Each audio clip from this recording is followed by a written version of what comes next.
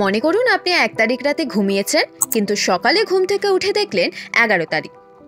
আপনার জীবন থেকে 10 দিন উধাও হয়ে গেছে। তাহলে বলুন তো আপনার রিয়াকশনটা কেমন হবে? হ্যাঁ, এরকমই একটা ঘটনা বাস্তবেই ঘটেছিল। তাও আবার 1-2 জনের সঙ্গে নয়, কয়েক কোটি মানুষের সঙ্গে ঘটেছিল। সালটি ছিল 1752। সেই সালে একটি এমন ঘটনা ঘটেছিল যেখানে কোটি কোটি লোকের জীবন থেকে 11 দিন উধাও হয়ে গিয়েছিল। সবার প্রথমে আপনাদের একটা প্রশ্ন করি, সেপ্টেম্বর মাসে কয়টি দিন থাকে বলুন তো? 30 দিন, তাই তো?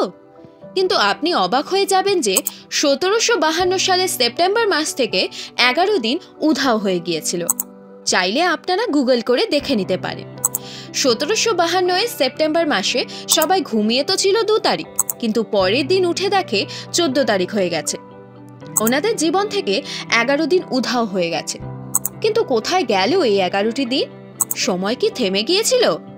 এই সব কিছু জানতে ভিডিওটি সম্পূর্ণ দেখুন। 1752 সালে সেপ্টেম্বর মাস পর্যন্ত রোমান দ্বারা বানানো ক্যালেন্ডার, যার নাম রোমান জুলিয়ান ক্যালেন্ডার। এই ক্যালেন্ডার ব্রিটেনের মতো দেশেও ব্যবহার করা হতো। এই ক্যালেন্ডারের মাধ্যমে ইউরোপের দেশগুলিতে দিন আর মাসের গণনা করত।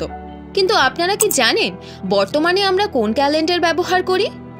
আমরা যে ক্যালেন্ডার ঘরে কিংবা মোবাইলে ব্যবহার করি সেই ক্যালেন্ডারটির নাম গ্রেগরিয়ান ক্যালেন্ডার, যেটি গ্রেগরি 1582-তে চালু করেছিলেন। এই ক্যালেন্ডার সেই সময়ের সবচেয়ে ভালো ক্যালেন্ডার বলে মানা হতো। তাই 1752 সেপ্টেম্বর মাসে ব্রিটেনের রাজা জুলিয়ান ক্যালেন্ডারকে গ্রেগরিয়ান ক্যালেন্ডারে শিফট করার জন্য আদেশ দিয়েছিলেন। কিন্তু জুলিয়ান ক্যালেন্ডারকে গ্রেগরিয়ান ক্যালেন্ডারে শিফট করায় একটি সমস্যা এসে পড়েছিল, যেখানে 11 দিনের একটা অন্তর চলে এসেছিল। তখন রাজা বলল, কোনো উপায় তো নেই, তাহলে ক্যালেন্ডার থেকে 11 দিন বাদ দিয়ে দেওয়া হোক। যার জন্য 1752 সালের সেপ্টেম্বর মাসে 2 তারিখ থেকে একেবারে 14 তারিখ বানিয়ে দেওয়া হয়েছিল। তাই মানুষ 2 তারিখ ঘুমিয়ে 14 তারিখ ঘুম থেকে উঠেছিল। এতে অবশ্য বিভিন্ন জায়গায় কর্মরত মানুষদের ভালোই হয়েছিল।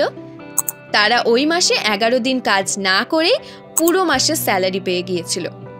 এই পর্যন্ত তো সবই ঠিক ছিল, কিন্তু আবার একটি সমস্যা চলে আসে। পুরনো ক্যালেন্ডার মানে জুলিয়ান ক্যালেন্ডারের হিসেবে 1 এপ্রিল থেকে নতুন বছর মানা হতো, কিন্তু গ্রেগরিয়ান ক্যালেন্ডার হিসেবে 1 জানুয়ারি থেকে নতুন বছর মানা হয়। মানুষেরা নতুন ক্যালেন্ডার হিসেবে তো চলছিল, কিন্তু তখনও 1 এপ্রিলে নতুন বছর পালন করা ছাড়েনি। তো রাজার তখন খুবই রাগ হয়েছিল। তাই রাজা একটি উপায় বের করে। তিনি আদেশ দিয়েছিলেন যে 1 এপ্রিলে যে নতুন বছর পালন করবে সে দুনিয়ার সবচেয়ে বড় মূর্খ হবে। তারপর থেকেই 1 এপ্রিলের দিনটি ফুলস ডে হিসেবে পালন করা হয়।